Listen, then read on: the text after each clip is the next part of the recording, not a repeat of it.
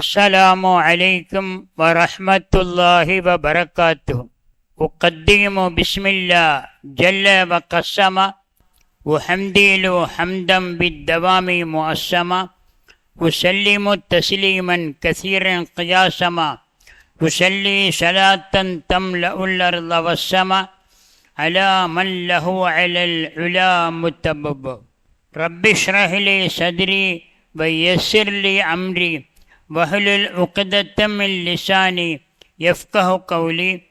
ربي تمم بالخير والسعادة وما توفيقي إلا بالله عليه توكلت وإليه أنيب. பெருகி வரும் கருணையினால் பேருலகை காத்து வரும் அருளாளன் அன்புடையோன் அல்லாஹுவின் திருப்பெயரால் தொடக்கம். இருட்டினிலே இடறி விழும் இனத்தவர்க்கு இஸ்லாத்தின் பெருவிளக்கை காட்ட வந்த பெருமானார் கண்மணி நாயகம் ஸல்லல்லாஹு அலைஹி வஸல்லம் அவர்களுடையவும் அவர்களின் அன்பு தோழர்கள் அருமை குடும்பத்தார்கள் அவர்களின் புனிதமிக்க பாதையிலே வாழ்ந்த புண்ணிய பூமான்கள் அனைவரின் ஆத்ம ஆசையினை மனம் மொழி மெய் ஆத்மாவினால் வேண்டி விரும்பியவனாக தொடர்கின்றேன். பேரன்பிற்கும் பெருமதிப்பிற்கும் உரிய இஸ்லாமிய சமுதாய நேயர்களே, சன்மார்க்க சீலர்களே, அல்லாஹுவின் அருள் நாடும் நல்லடியார்களே, புனிதமான ரமதான் புறப்பட்டு சென்று விட்டது. இப்போது கடமையான தொழுகைகளை நாம் தொழுது கொண்டிருக்கிறோம். ஆனால் ஒரு வித்தியாசத்தை தெரிந்து கொள்ள வேண்டும். ரமதான் சென்றதனால் நமக்கு ஏற்பட்ட இழப்பு என்னவென்றால், பெருமானார் ஸல்லல்லாஹு அலைஹி வஸல்லம் சொன்னார்கள், ஒரு ஃபர்லை ரமதானை நிறைவேற்றினால் 70 ஃபர்லை நிறைவேற்றிய பயன்பாடு இருக்கும். எனவே சென்ற வெள்ளிக்கிழமைக்கு முன்னால் தொடர்ந்து 4 வெள்ளிக்கிழமைகளாக நாம் ஃபர்லை தொழுதோம். இந்த 4 வெள்ளிக்கிழமையும் தொடர்ந்து ஃபர்லை தொழுது சென்ற வெள்ளிக்கிழமை வரையிலுமுள்ள ஃபர்லு ஒன்றுக்கு 70 மடங்கு நன்மையை தந்தது. சுன்னத்துகள் தொழுகிறோம் என்றால் இந்த சுன்னத்து ஃபர்லுடைய இடத்தை பிடித்து வித்தியாசத்தை தெரிந்து கொள்ள வேண்டும். நாம் தொழுதெல்லாம் சுன்னத்து. உதாரணமாக ரமதானிலே 20 ரக்கஅத்து சுன்னத்து தொழுதோம் என்றால் அந்த 20 ரக்கஅத்து சுன்னத்தும் 20 ரக்கஅத்து ஃபர்லுடைய பயனை தந்துவிட்டது. அதிலும் குறிப்பாக ஒரு நாளைக்கு 17 ரக்கஅத்து தொழுகிறோம். ஃபர்லான தொழுகை 17. அந்த 17 2 4 4 3 4 முதலில் 2 4 4 லுஹர் அஸர், அடுத்து மகரிபு 3 4 இஷாவில். ஆக இந்த 17 ரக்கஅத்தில் வித்ரு தொழுகையை பொறுத்தவரை அது ஹனஃபி மதபில் வாஜிபுடைய ஸ்தானத்தை பெறுகிறது. அதாவது ஃபர்தல்ல சுன்னத்தில் இரண்டுக்கும் நடுத்தரமான ஒரு கிரேடு தான் வாஜிபு. அப்போ மொத்தத்தில் ஒரு 20 ரக்கஅத்துக்கு நிகராக வந்துவிட்டது. எனவே இந்த சுன்னத்தான தொழுகைகளை நிறைவேற்றிவிட்டு ஃபர்துடைய பயனை பெற்ற அந்த மகத்தான தருணம் சென்று விட்டது. சென்ற வெள்ளிக்கிழமை நாம் தொழுத அந்த 2 ரக்கஅத்து ஃபர்து அதனுடைய பயனோ 70 ஏறத்தாழ 70 மடங்கென்று கணக்கும் போது 140. நாம் தொழுதது 2 ரக்கஅத்து, நமக்கு கிடைத்த பயனோ 70 என்று பார்க்கும்போது 140 ரக்கஅத்து தொழுத பயன். சுன்னத்துகளெல்லாம் ஃபர்துடைய அந்தஸ்து. இப்படிப்பட்ட சிறப்பான தருணம் வெளியேறிவிட்டது. இப்போது நாம் சிந்திப்பது என்ன? விடைபெற்ற ரமதான் சென்று விட்டது. இன்ஷா அல்லாஹ் அது ஒரு நாள் இந்த உலகத்தில் வரும்.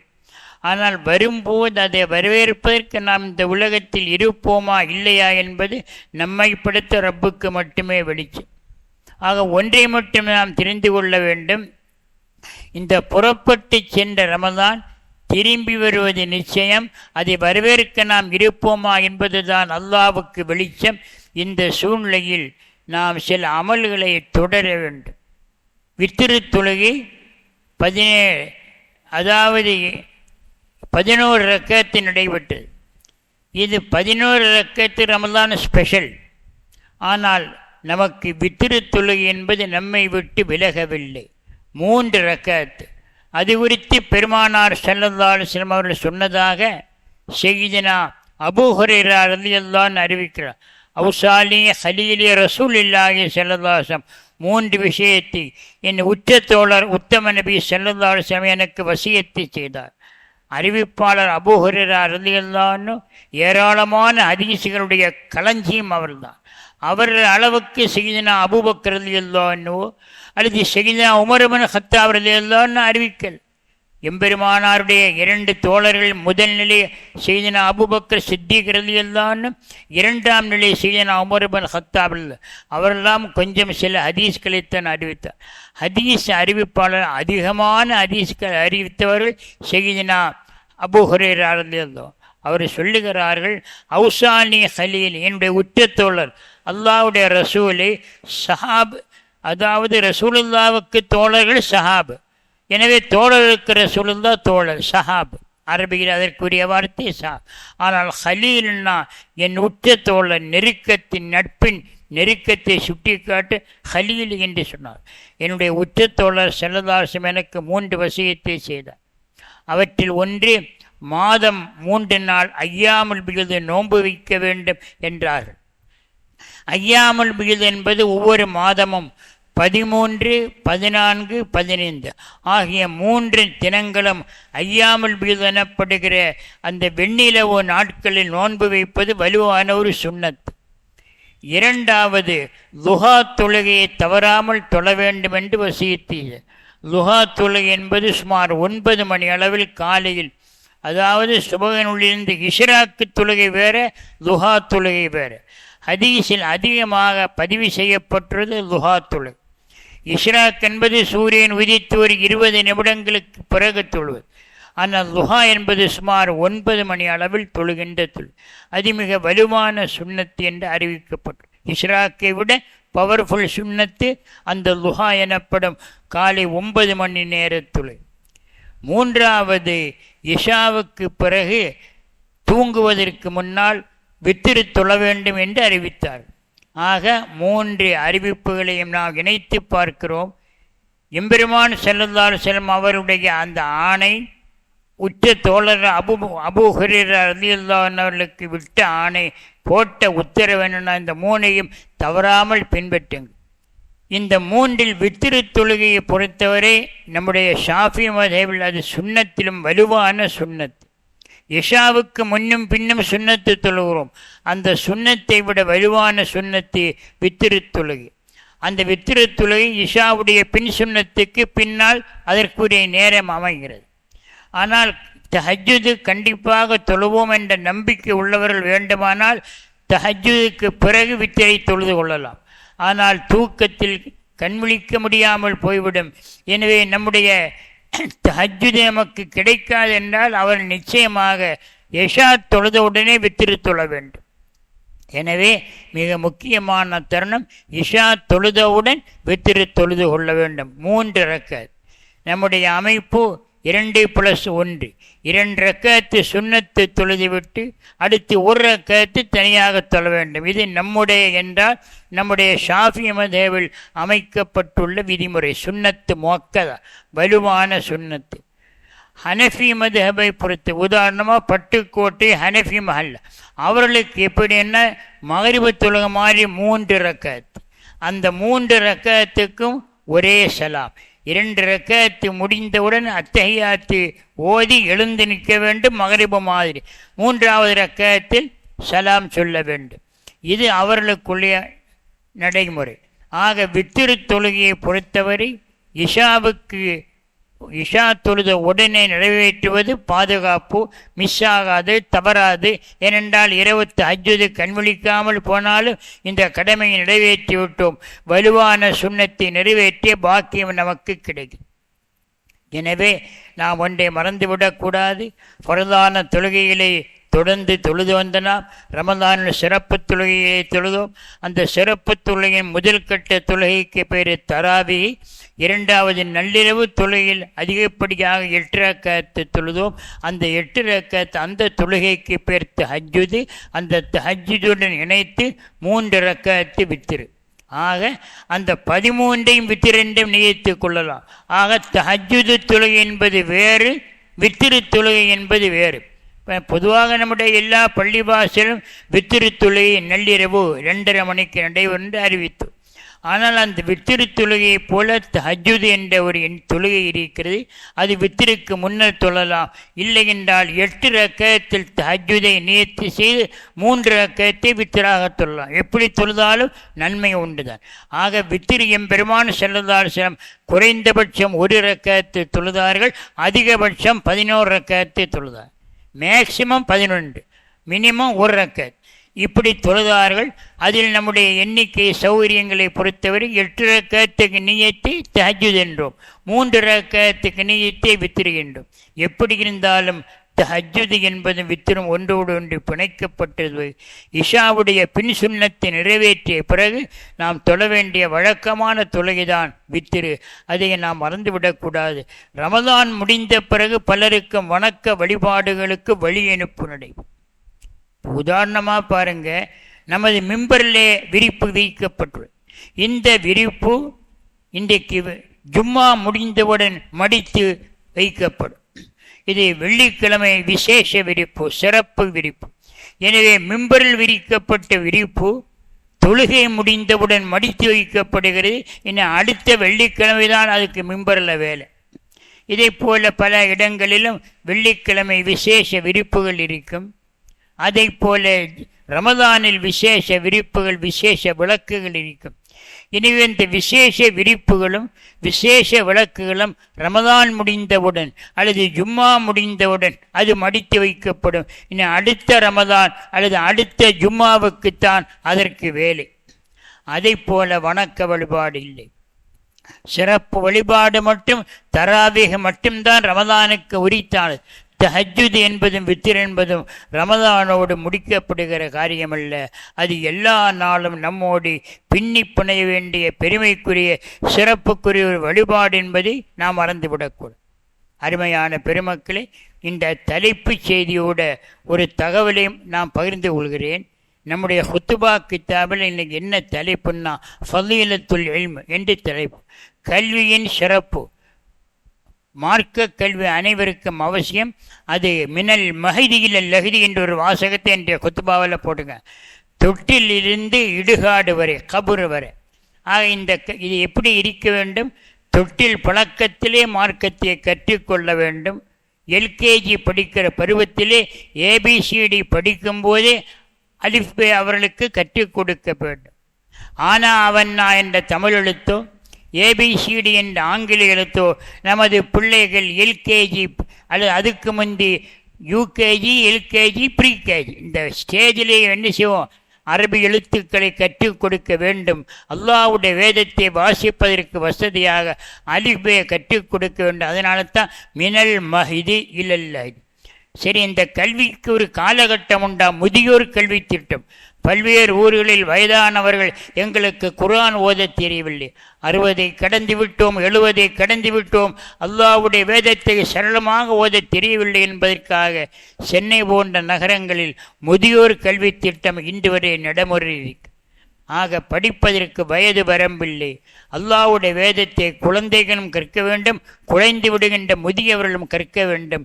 எனவேதான் அந்த கருத்தோடு இந்த ஹுத்துபாவுடைய தொடக்கத்திலே வந்து அஹம்து சலாத்து முடிந்தவுடனே கல்வி கற்றுக்கொள்ளுங்கள். கல்வி என்பது தொட்டிலிருந்து இடுகாடு வரையிலும் உள்ள கடமையான முறை என்று சொல்லி பல ஹதீஸுகள் பதிவு செய்துள்ளார். அந்த ஹதீஸில் ஒரு ஹதீஸை நாம் பார்க்கிறோம். அந்த கல்வி கற்கக்கூடியவர்களுக்கு எவ்வளவு சிறப்பு இருக்கிறது என்றால், அந்த கல்வி கற்கக்கூடியவருக்கு எவ்வளவு சிறப்பு இருக்கிறது என்று ஒரு ஹதீஸை இன்றைய குத்துபாவில் பதிவு செய்தார். இன்னல்லாஹ வ மலாயிகத்தோ வஹலு ஸமாவாத்தி வல் அர்தி ஹத்தன் நம்லத்து ஃபீ ஹுஜ்ரிஹா வ ஹத்தல் ஹூத்த லயுஸல்லூனல் முஅல்லிமின் அல் கைர் முஅல்லிமுன் நாஸ் அல் கைர்.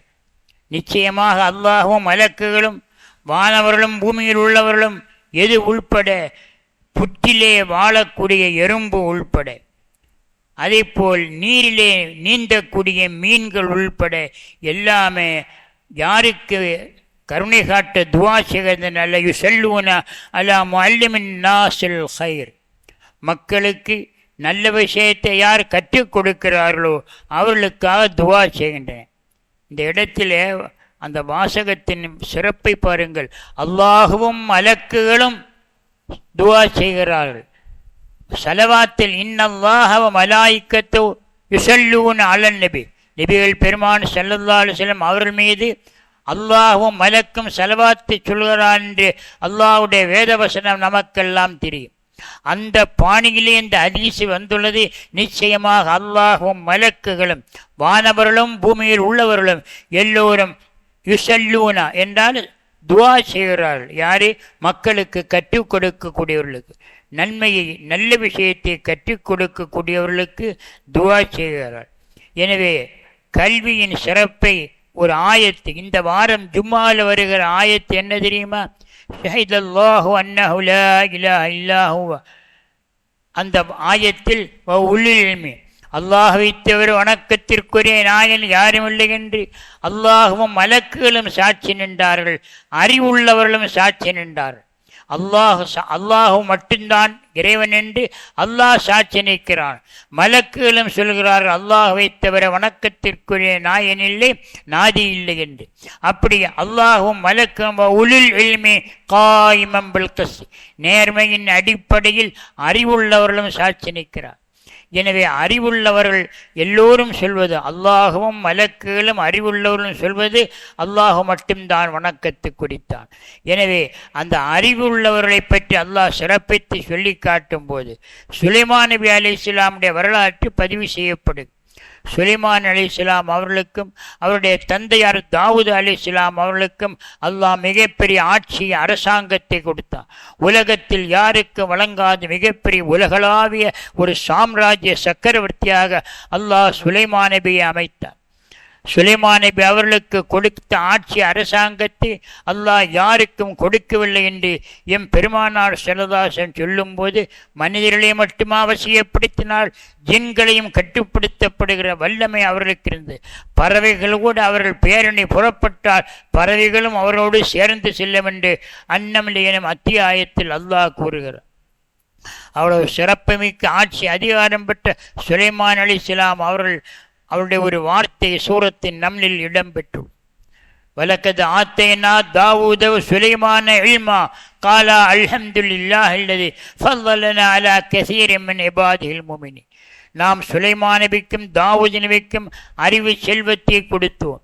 அப்போது ரெண்டு பேரும் என்ன சொன்னார்கள்? யா அல்லாஹ், தன் அடியார்களில் பெரும்பாலோரை விட என்னை சிறப்பித்த அல்லாவுக்கே எல்லா புகழும். ஆட்சி அதிகாரத்துக்கு அந்த புகழ்ச்சியை சொல்லவில்லை.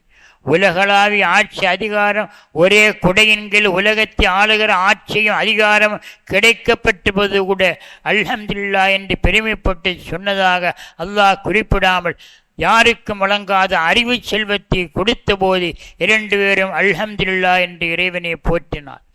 அவ்வளவு அறிவு செல்வம் தாவூத் அலைஹிஸ்ஸலாமுக்கு அவருடைய மகனார் சுலைமான் அலைஹிஸ்ஸலாமுக்கு வழங்கப்பட்டது.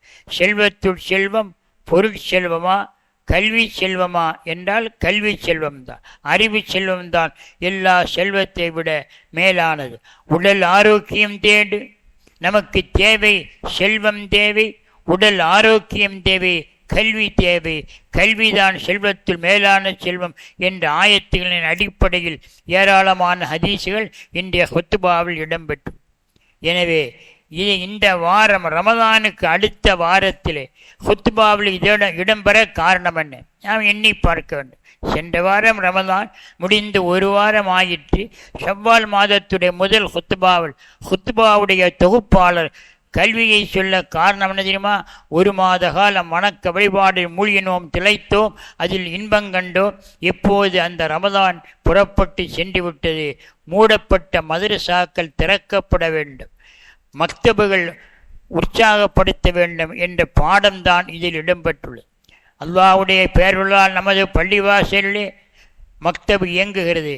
அறிவிப்பு பலகையை பார்த்தால் பல்வேறு பாடத்திட்டத்தின் அடிப்படையில் மக்தபு இயங்குகிறது. எல்லா பள்ளிவாசலும் மக்தபு எனப்படுகிற அந்த பாடசாலை குர்ஆனுடைய தொடக்க பள்ளி இருக்கிறது.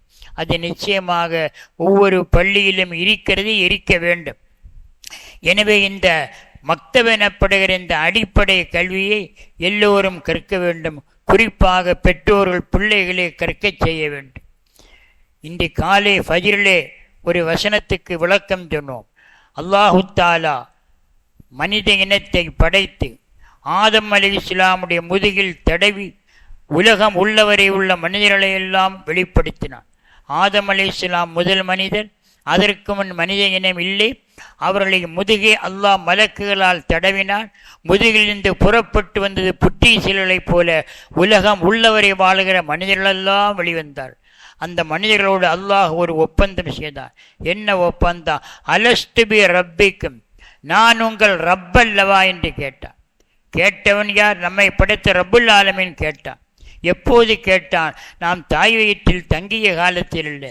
தாய் வயிற்றில் கருக்கொள்வதற்கு முன்னால் இந்த மண்ணுலகத்தில் நமது பெற்றோர்கள் நம்முடைய பாட்டன் பூட்டன் எல்லாம் உருவாவதற்கு முன்னால் மனித இனம் எல்லாம் ஒரு நாள் இந்த உலகத்தில் உருவாகும் என்று முடிவுவிடுத்து அல்லாஹ் எல்லா மனிதர்களையும் ஒன்றாக திரட்டி நான் உங்கள் ரப்பல்லவா என்று கேட்டான். எனவே நாமெல்லாம் என்ன பதில் சொன்னோம்?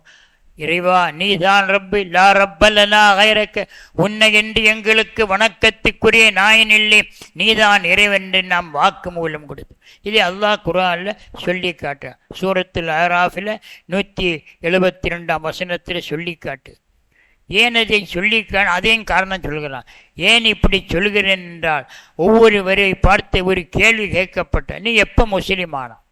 வெயின் கையிலக்கு. இது கேரளா பாடத்திட்டத்தில் மக்தபு பயிலக்கூடிய மாணவர்களுக்கே சொல்லி கொடுக்கிறார். எவ்வளவு முக்கியமான விஷயம்! மக்தபு பயிற மாணவருக்கு நீ எப்போ முஸ்லிமானா? எங்கள் வாப்பா முஸ்லிம், எனவே நான் முஸ்லிம். எங்கள் அப்பா முஸ்லிம், எனவே நான் முஸ்லிம் என்று தான் பிள்ளைகளுக்கு தெரியும். இல்லை இல்லை, நம்ம எல்லாம் படைப்பதற்கு முன்னால், மனித இனத்தை எல்லாம் படைப்பதற்கு முன்னால், ஆதி தந்தை ஆதம் அலைஹிஸ்ஸலாமை படைத்தவுடன் அவர் முதுகிலிருந்து மனித சந்ததிகளை எல்லாம் அல்லாஹ் வெளிப்படுத்தி நம்மிடம் கேட்டான். ஒரு ஒப்பந்தம், ஒரு வாக்கு மூலம். லா இலாஹ இல்லல்லாஹ்வை நாம் எப்போது புரிந்து கொண்டோம்? ஆதம் அலைஹிஸ்ஸலாமுடைய முதுகிலிருந்து மனித இனம் படைக்கப்பட்ட போது எல்லோரும் புரிந்து கொண்டோம். அதிலே ஒரு கூட்டம் வலது பக்கம் ஒதுங்கினார்கள், ஒரு கூட்டம் இடது பக்கம் ஒதுங்கினார். ஒவ்வொரு மனிதனும் எப்படி ஒரு அணு பிரமாணம், அணு இருக்கிறதோ, மிசுக்கால தர்றத்து, ஒரு அணு எவ்வளவு பெரிய அளவு இருக்குமோ அந்த அணு அளவுக்குத்தான் எல்லா மனிதர்களும் வெளிப்பட்டார். அதில் வலது பக்கம் வந்தவர்கள் சொர்க்கவாசிகள், இடது பக்கம் வந்தவர்கள் நரகவாசிகள். அப்போது நம்மை பார்த்து ரப்பு கேட்ட ரப்புடைய கேள்வி என்ன? நான் உங்கள் ரப்பல்லவா? எனவே நீ எப்போது முஸ்லிமானா என்றால், நான் இந்த மண்ணுலகத்தில் பிறப்பதற்கு முன்னாலே முஸ்லிமானே, தாயின் வயிற்றில் தங்குவதற்கு முன்னாலே, தந்தையின் முதுகந்தண்டில் விந்தாக இருப்பதற்கு முன்னாலே நான் முஸ்லிமானேன் என்ற உண்மையை புரிந்து கொள்ள வேண்டும். எனவே அல்லாஹு தாலா நம்மை எல்லாம் முஸ்லிமாக பிறக்க வைத்தான் என்றால், இயற்கை மார்க்கம் இஸ்லாம் அடிப்படையில் அலா ஃபித்ரத்தில் இஸ்லாம். இஸ்லாம் என்பது செயற்கையாக ஏற்பட்ட மார்க்கமல்ல, இயற்கை மார்க்கம். இந்த ஹதீஸில் இருந்து, இந்த ஆயத்திலிருந்து நமக்கு என்ன புரிகிறதுனா, சிலை வணக்கம் பிற்காலத்தில் ஏற்படுத்தப்பட்டு, யாருடைய காலத்தில்? நூஹ் நபி அலைஹிஸ்ஸலாம் வாழ்ந்த காலத்தில் தான் சிலை வணக்கம் உலகத்தில் அறிமுகப்படுத்து.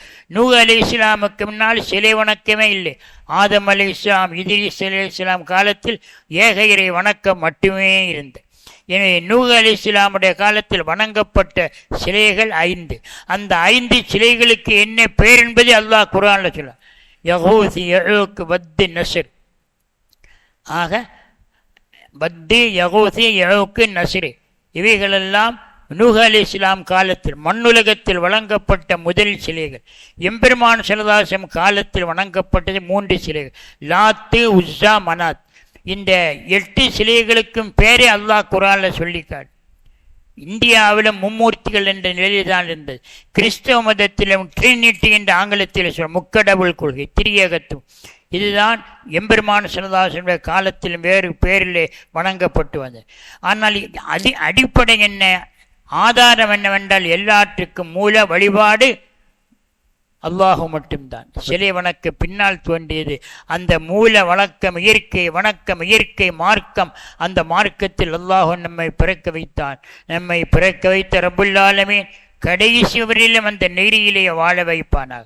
யாதல் ஜலாலி வல்லிக்ராம் அமித்தனாலா தீனுல் இஸ்லாம் என்ற ராத்திபத்துல் ஹத்தாதில் நம்ம ஓதுகிறோம். நமது பள்ளிவாசலெல்லாம் ஓதப்பட்டு வருகிற ஹத்தாதில் இடம்பெற்ற ஒரு முக்கிய வாசகம் பொருளை சொல்லி நிறைவு செய்கிறேன். வல்லமை உள்ளவனே, மகத்துவம் உடையவனே, எங்களை முஸ்லிமாக மரணிக்க வைப்பார். ராத்திபத்துல் ஜலாலியாவாக இருக்கட்டும், ராத்திபத்துல் ஹத்தாதியாக இருக்கட்டும், அதில் எல்லா திக்ருகளும் 3 முறை, எல்லா திக்ருகளும் 3 முறை. யாதல் ஜலாலி வல்லிக்ராம் என்ற திக்ரு மட்டும் 7 முறை. அந்த 7 முறை ஓதப்படுகிற அந்த வாசகத்தின் பொருள் என்ன? இறைவா, என்னை முஸ்லிமாக மரணிக்கவை. எனவே ஆலமுல் அர்வாஹில் முஸ்லிமாக பிறந்த நாம் இயற்கை மார்க்கத்தில் இந்த உலகத்தில் உதயமாக வாழ்ந்து கொண்டிருக்கிறோம். இந்த உலகத்தை விட்டு விடைபெறும் போது எல்லாம் வல்ல அல்லாஹ் நம் உயிரின் மேலான கண்மன் நாயகம் ஸல்லல்லாஹு சில துவா பரக்கத்தினால் நம்மை முஸ்லிமாகவே மரணிக்க வைப்பானாக. கலிமாவிலே பிறந்த நாம் கலிமாவோடு இந்த உலகத்தை விட்டு பிரிகிற நசீபை தருவானாக. ஆமீன் யா ரப்பல் ஆலமீன். வ ஆஹிர் தஅவானா அனில் ஹம்துலில்லாஹி ரப்பில் ஆலமீன். அஸ்ஸலாமு அலைக்கும் வ ரஹ்மத்துல்லாஹி வ பரக்காத்துஹு.